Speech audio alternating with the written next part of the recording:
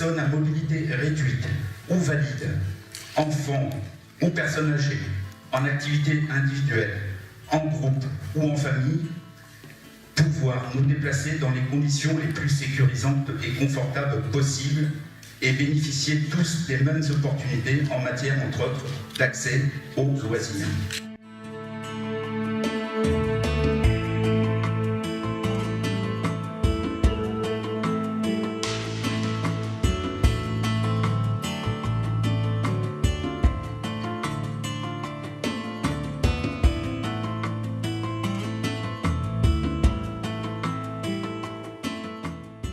Actuellement, le lien entre les populations et la mer, entre les populations et l'eau, se fait essentiellement à travers le nautisme. La réalité, c'est qu'il y a énormément de publics qui sont éloignés des pratiques nautiques.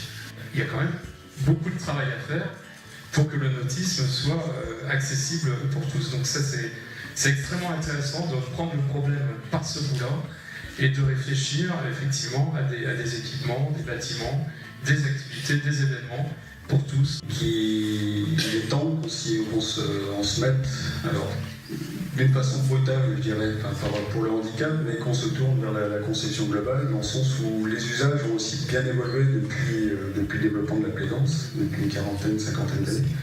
Et beaucoup d'usages nouveaux qui ont pris un peu plus d'importance dans la pratique de la voile rendraient tout à fait cohérent le fait de se tourner vers la conception globale.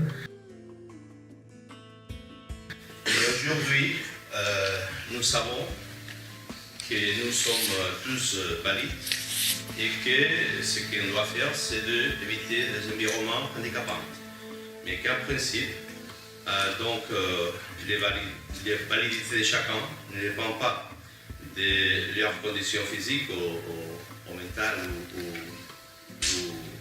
disons sensorielles, mais précisément si les environnements sont très ou peu handicapants.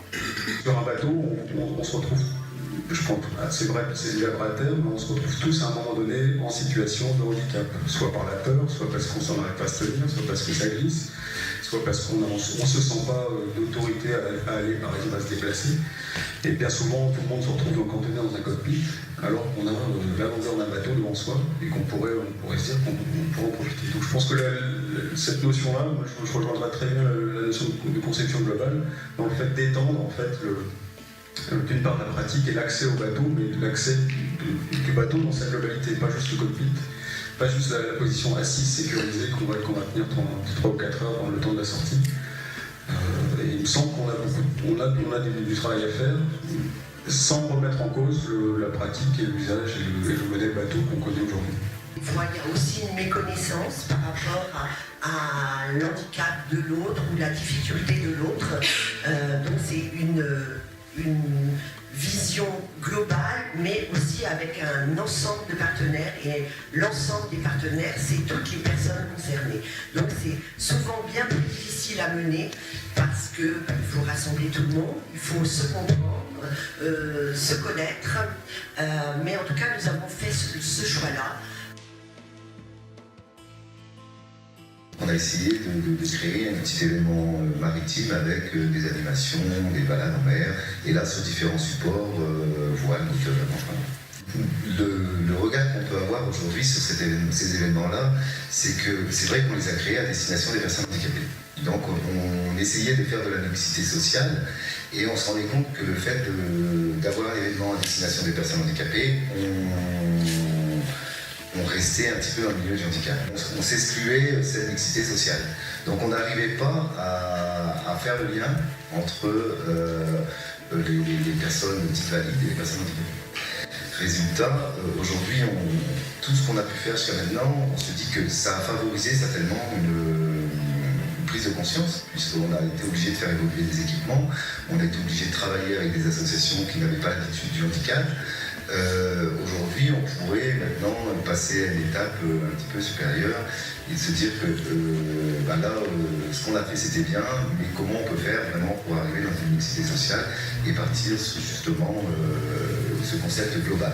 Maintenant, ce qu'on aimerait, c'est d'arriver à un événement politique qui soit plus sous cette appellation d'un handicap, mais vraiment sous le concept global, c'est-à-dire une manifestation avec toutes les associations qui œuvrent autour du l'autisme, les clubs, les associations, de faire une grande manifestation qui pourrait durer un peu une semaine, sur le type la fête de l'autisme, mais là la fête de la mer avec le handicap inclus dès l'origine de la manifestation et pas forcément ayant une spécificité handicap.